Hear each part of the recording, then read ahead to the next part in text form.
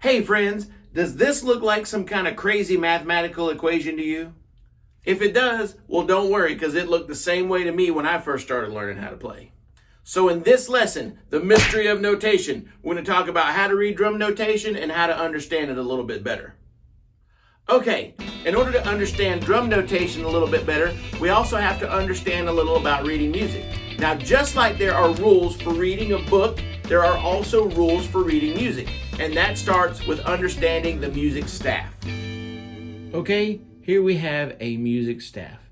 A music staff is divided up into 1, 2, 3, 4, 5 lines, and 1, 2, 3, 4 spaces. The next step is to take your music staff and divide it up into what we call measures, or sometimes you'll hear it called a bar. Now, from this line to this line is one entire measure. If I draw a line on this music staff in the middle of the measure, now I have from this line to this line, which is one measure, and from this line to this line is a measure. So now I have 2 measures on this music staff. So you take your music staff, you divide it up into measures, and then you divide those measures up into individual beats. All right, now in order to understand how beats work a little bit better, we have to talk about time signatures. A time signature is 2 numbers, one on top of the other, at the beginning of any piece of music. For right now, the most important number is the top number. That number will tell you how many beats are in every measure of that piece of music.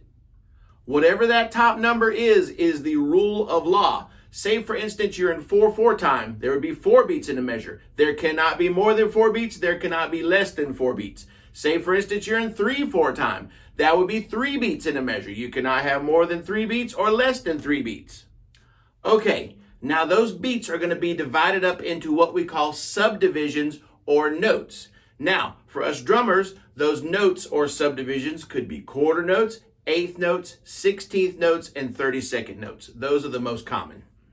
Now let's talk about the different clefs in music, because there are different clefs. There's a treble clef, a bass clef, and a percussion clef. The percussion clef, that's for us drummers. Okay, here we have the markings for each clef. This is the treble clef, or the G clef, because this looks like a cursive G. And if you're playing piano, this will be your right hand.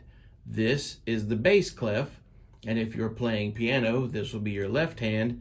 And this is for us drummers, really simple, 2 lines, and that is our percussion clef.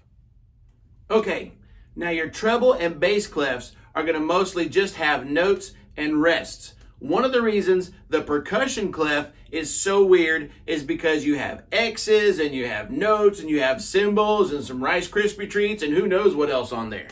The easiest way to break down the percussion clef is to remember these 2 things.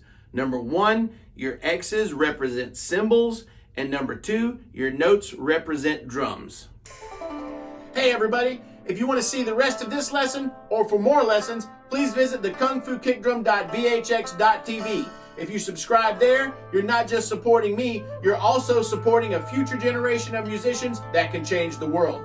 Thank you so much for watching, and we'll see you next time in the dojo.